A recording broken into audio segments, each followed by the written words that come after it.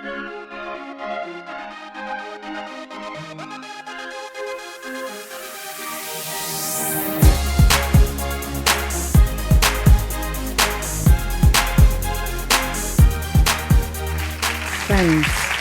fellow travelers, mothers, grandmothers, thank you for inviting me. My story began a long time ago. I will start with a little saying. Life is song, sing it. Life is a game, play it. Life is a challenge, meet it. Life is a dream, realize it. Life is a sacrifice, offer it. Life is love, enjoy it. My life journey started in pre-partition India. I'm giving you my age, by the way. I was adopted by my grandmother. Beji, she was my greatest influence. At the tender age of 17, she became a widow and single-handedly brought up 3 strong-willed entrepreneurial boys. Although illiterate herself, she made sure I finished my university degree, and I was the only one. Once when my father, her son, sarcastically questioned Grandma, why do you want to send her to college? Is she going to be a judge or a lawyer? What's wrong with you? She indignantly replied, mind your own business. Mind your own business. She is my daughter. She will be what she is meant to be. She was very strong, entrepreneurial, self-reliant, and caring. Despite all the odds, I finished my degree and taught for a year and a half in girls' college. In 1969, I met the love of my life, my dear husband Aaron, and moved to Canada. Aaron is strong, artistic, author, an avid gardener, and entrepreneurial. Once he decides on something, he never gives up, no matter how much you complain. He's like a man who, while running, falls down, brushes up the sand and dirt off his clothes, and keeps on running.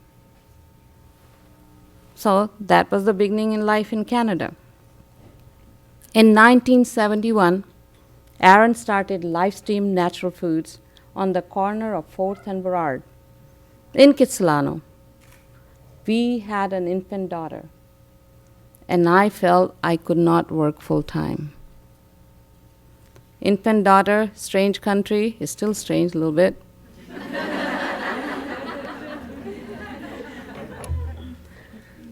But he had 2 partners too, and I wanted to be my own boss.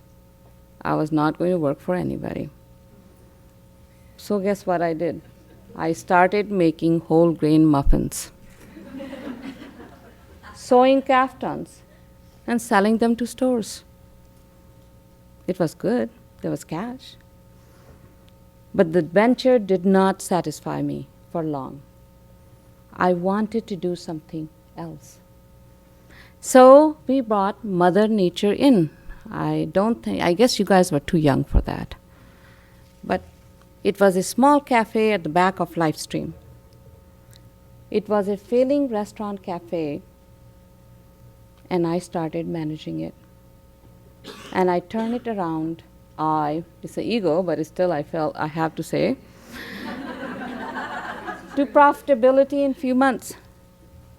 That little cafe actually became more profitable than much larger Livestream store. And my husband complained. He says, how come your little cafe makes more money than my big store? I said to him, go figure that out.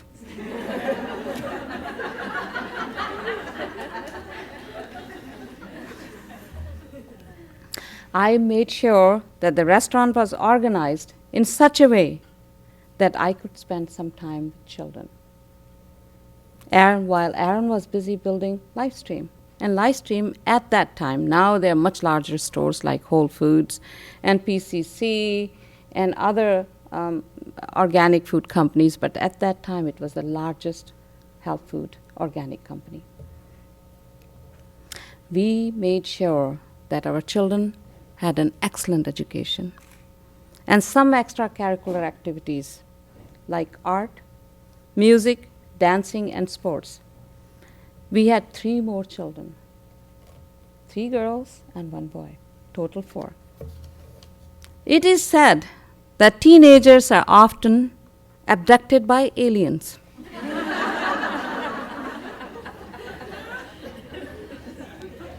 And are returned, mind though they are returned. They are returned in their late teens or early 20s. So was the case with ours. One day purple hair, another day blue hair, lots of safety pins, stealing their father's shirts, wearing them, noisy boom boom box, and rebellion. We were strict but loving and caring. Somehow they survived, and so did we. Now we roll back to 1981. Due to some partnership difficulties, we sold Livestream in 1981. We had 2 restaurants. I still felt restless. I wanted to do something different. I took a securities course and became a stockbroker. But the environment did not suit me, my personality, or our home life. And when our little boy started singing a song taught by his sisters, because I used to go early in the morning, every time you go away, you take a piece of me with you.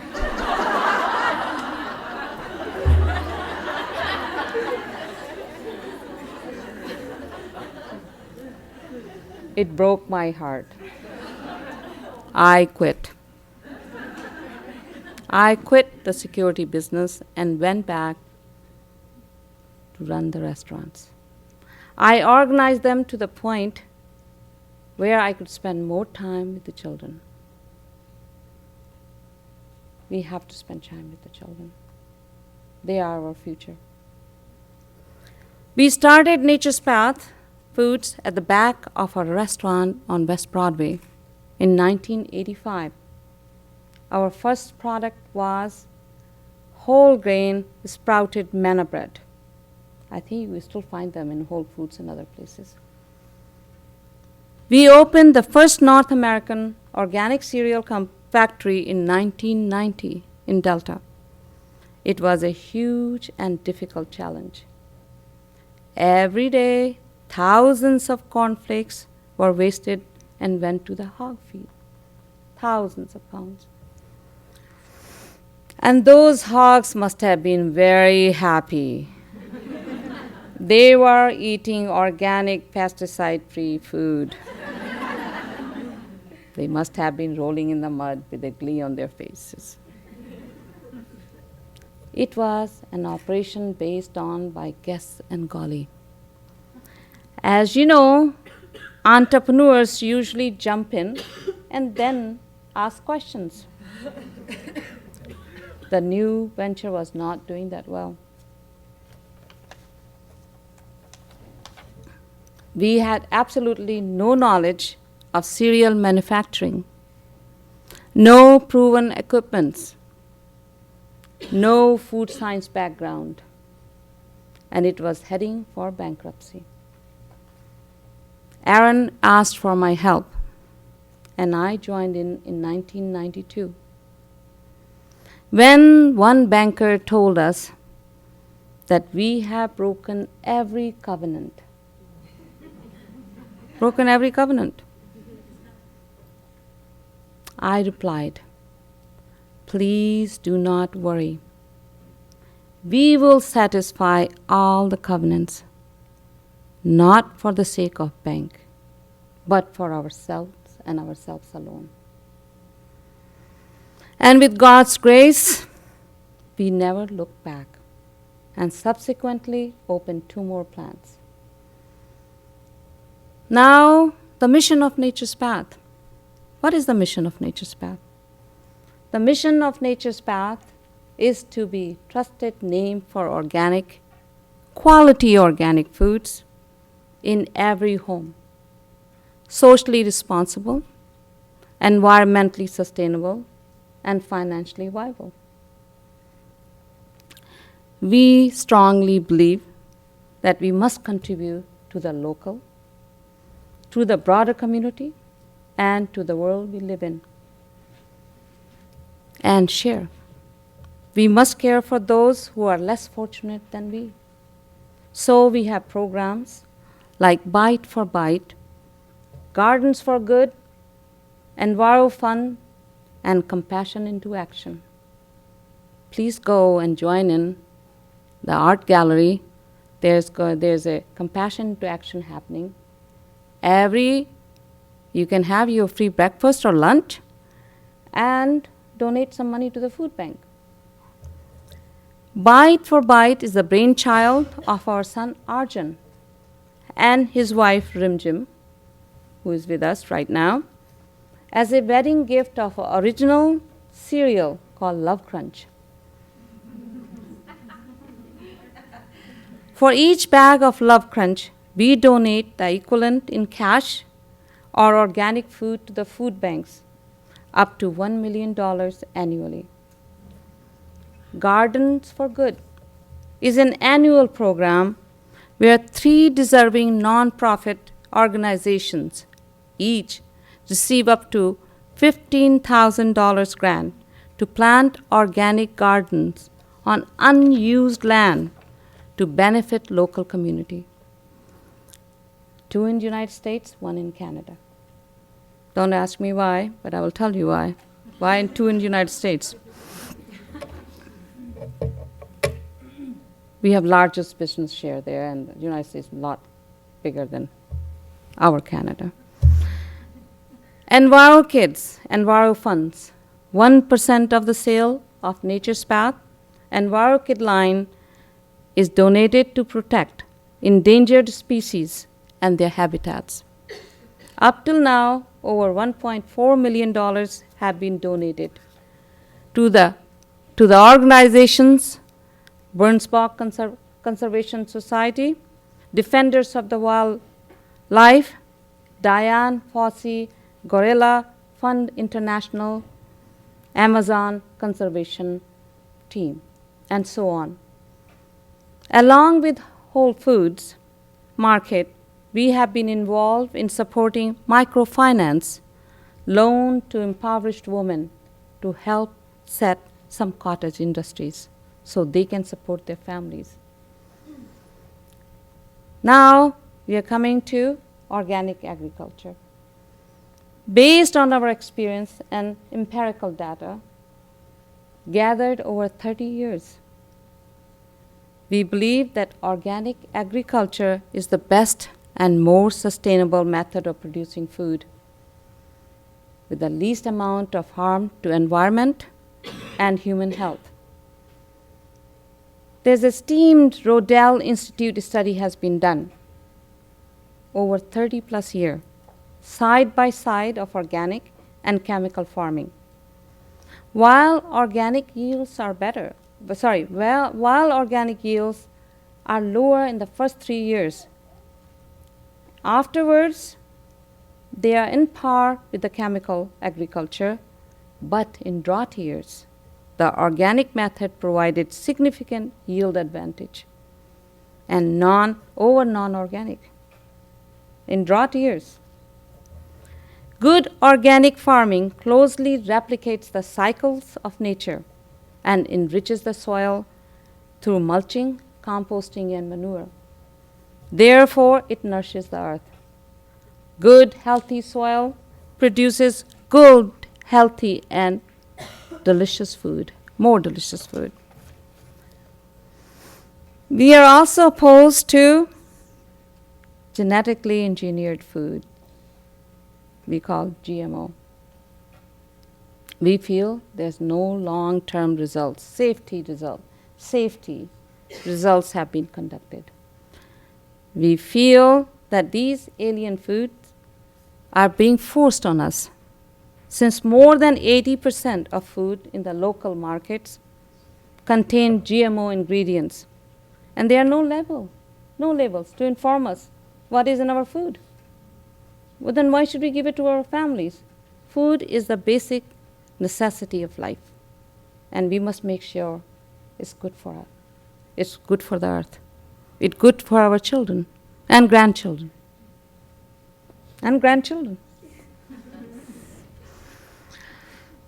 What happens in genetically engineered foods? When a food has been genetically engineered in a lab, an alien plant, animal, insect, or bacteria has been spliced into the DNA of the host species with very unpredictable environmental and human health results. We just do this. The science does all this, fine, it's there, but how long have we studied that what kind of results is going to be on our environment or on our health? There's a growing body of evidence that links GMO and increased herbicides to the rise of allergies, cancers, and other health problems, environmental damage, and the violation of the rights of consumers and farmers. Farmers have to buy those seeds, and that's their right to have their own seeds, but no, you have to go and buy from big corporations who have a seed storage. And the consumers, we do not know what is in our food. So this is our right to know. We feel that any food or all the foods should be labeled. What is in our food? What is in the package? The cereal that you buy, what is there? What kind of wheat is there? What kind of seed is there? Is it organic, chemicals? Are they herbicides? Is it processed with herbicides, pesticides, or what?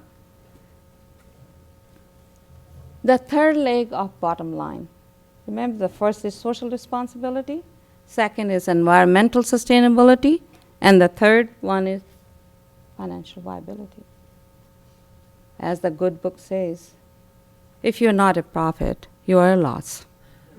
You remember Fiddler on the Roof? We realized that very early on, that if your business is losing money, you won't last long. We may not have started out for making lots of money in business, but all the goods that we wanted to do, whatever we wanted to achieve in life, could never be done without turning a profit. Without a profit is not sustainable. The growth would not happen. As a mother, I'm proud to say that our children are involved in our unique enterprise. Nature's Path is a legacy company. We were courted by many multinationals and venture firms. One day, a few years ago, we received 2 inquiries from 2 of the largest food companies in the United States. They offered us a staggering amount of cash for business. Aaron and I, we looked at each other. Very tempting. And I said, what are we going to bequeath to our children? Just a bunch of money to spoil them? Or give them living entity? Something worthwhile to do with which they can contribute to the society. and also learn a good livelihood for themselves? The answer was very obvious. And we decided to make Nature's Path as a living legacy for our children, intact and whole, since this is not ours, in ultimate sense, because when we leave, we are not taking with us. It is a trust from all that has passed before us. We are all standing on the shoulders of our ancestors. Yet, it is a trust loaned to us by our children. Begin your life according to your aspirations. Begin your life according to your aspiration and step forwards to your chosen goal. You would find that what you take for thorns are really flowers. You will find what you take for thorns are really flowers if you but step into my world of faith. It was a poem by our mentor, by great poet Darshan Singh. In closing, I would like to impart a few nuggets that I have learned in my life's journey. Few nuggets. Follow your dreams. Follow your dreams. And if destiny or fate leads you to another role or path, always do your best and excel at it. Do your best. Love your children. Take care of them and help impart values. Help impart values. They are the future and the values are permanent. We are here for a short time, but they are coming after us. Or they are already here. Their grandchildren are coming after them too. They are the future and the values are permanent. And leave the earth better than you found it. Thank you. I would ask our dear daughter, who is a singer and a songwriter, to sing her grandfather's song. Just few couplets. I'm used to my dad putting me on the spot, but Mom putting me on the spot is a new one. And I'm sorry, what's your name? I'm Gurdeep Stephens. Yes. My grandfather was an organic farmer, and he was a writer and a poet, and he loved the earth. And he always said to my dad, leave the earth better than when you found it. This earth is mine to have and hold, the dust beneath my feet. God gave me hands to cherish it, to help the hungry eat. And if I treat it as my friend, 10 times it will repay the sweat, the toil, my good red soil. This earth is mine today. And when I'm weary, old and worn, I'll know that I can say, I'll pass it on to other hands, more fertile than today. It'll wait for me with loving arms. This earth is ours today.